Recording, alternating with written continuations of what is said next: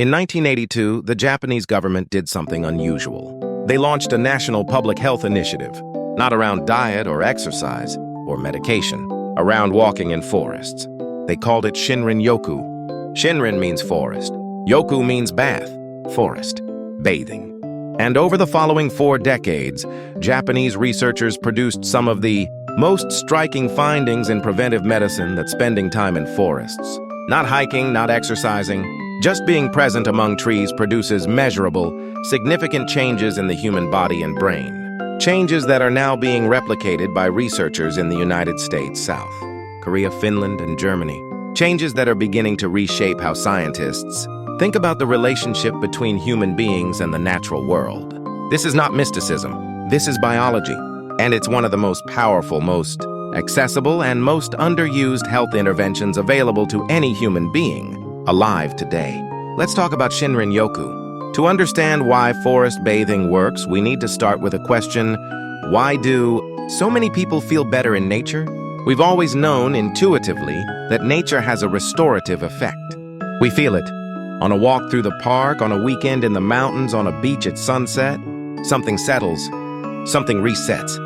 The tension in our shoulders loosens. The noise in our head quiets. For most of human history, this effect was taken for granted as common sense. Of course, nature is good for you, but science until recently didn't have a particularly good explanation for why. The first breakthrough came from a Japanese researcher named Dr.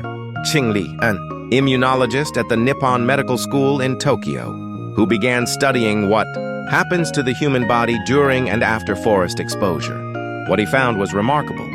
When we spend time in forests, our bodies show significant increases in natural killer cell activity.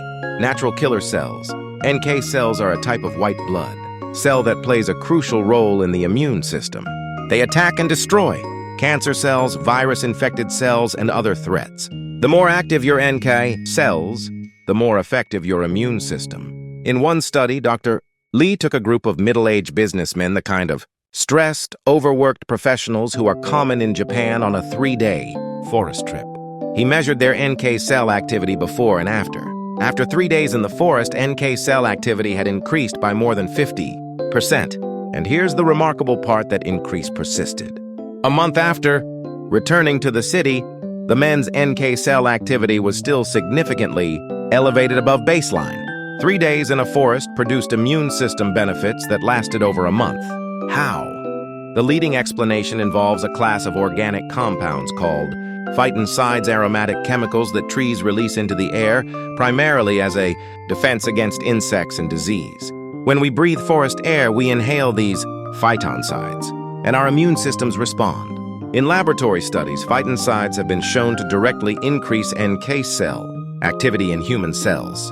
The forest air is literally medicine, but the immune effects are only part of the story. Forest bathing also produces dramatic reductions in stress hormones. Multiple studies have found that spending time in forests significantly lowers cortisol levels, the primary stress hormone, compared to spending the same amount of time in urban environments. Lower cortisol means reduced inflammation, better sleep, improved mood, and reduced risk of the chronic diseases that high cortisol contributes to. Blood pressure drops in forests. Heart rate slows. The nervous system shifts from its sympathetic mode, fight or flight, toward its parasympathetic mode, rest and digest. The body, in a forest, remembers how to relax in a way it cannot quite manage on a city street or in an office. There is also a psychological dimension that researchers have explored through what is called attention restoration theory, developed by environmental psychologists Rachel and Stephen Kaplan. Their theory begins with a distinction between 2 types of attention. Directed attention is the effortful, voluntary attention we use when we're working, driving, reading, solving problems, any task that requires concentration. Directed attention is a finite resource. It depletes. And when it depletes, we make worse decisions, become more irritable, lose patience, and find it harder to think clearly. Involuntary attention, by contrast, is the effortless, spontaneous attention that natural environments activate. When you watch light moving through leaves, or listen to a stream, or observe a bird moving through branches, your attention is held, but held gently without effort. You're not directing it. It's being drawn. And during this effortless attention, directed attention restores. The forest, in this framework, is literally a cognitive recovery space. Time in. Nature replenishes the attention resources that modern life depletes. After a walk in the woods, people perform significantly better on tests of working, memory, creative problem solving, and sustained concentration.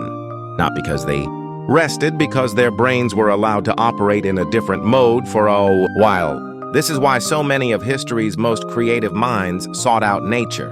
Thoreau at Walden Pond, Wordsworth walking the Lake District, Beethoven composing during long walks in the Vienna woods. They weren't being romantic.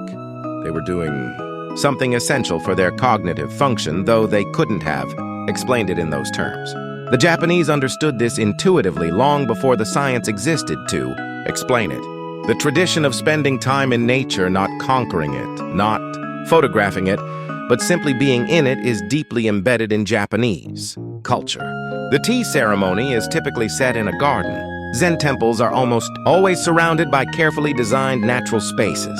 The Japanese aesthetic of wabi-sabi finds beauty in natural imperfection. The concept of ma, the meaningful empty space, finds its purest expression in nature. Shinrin-Yoku is, in many ways, the formalization of something Japanese culture has always known, that the natural world is not a backdrop for human activity.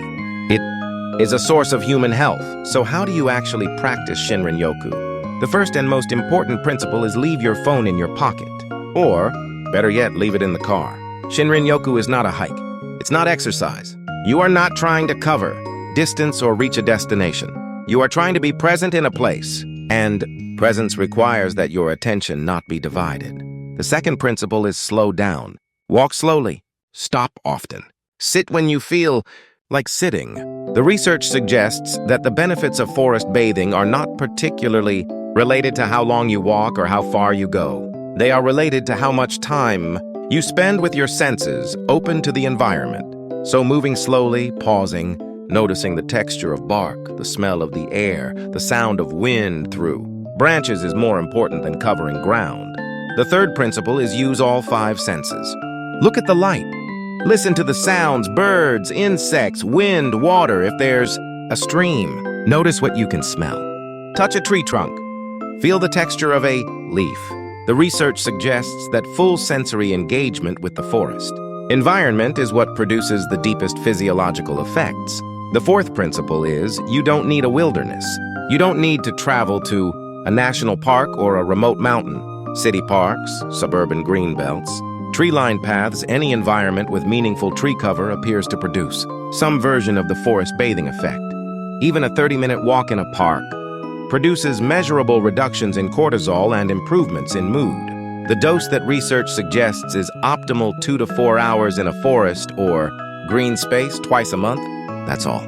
8 hours of forest time per month, and the evidence suggests significant sustained benefits to immune function, stress levels, cardiovascular health, and mental well-being. 8 hours a month, 2 afternoons.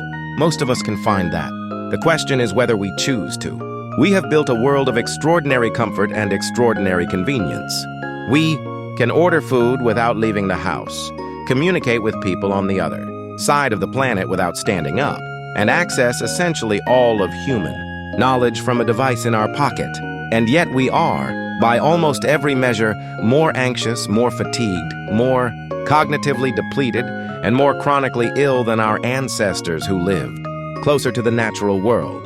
The forest hasn't changed. We have. Shinrin-Yoku is an invitation to return. Not permanently, not romantically, not by abandoning the modern world. Just for 2 afternoons a month.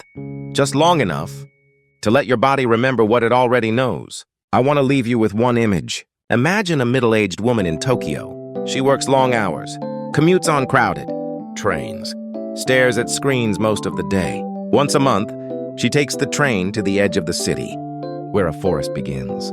She spends an afternoon there, no destination, no fitness tracker, no podcast. She walks slowly, stops when something catches her eye, sits by a stream, breathes. By the time she returns to the city, her cortisol has dropped.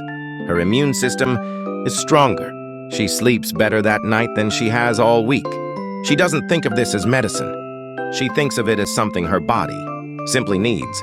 The science is now catching up to what she always felt. The forest gives back what the city takes. That's Shinrin-Yoku.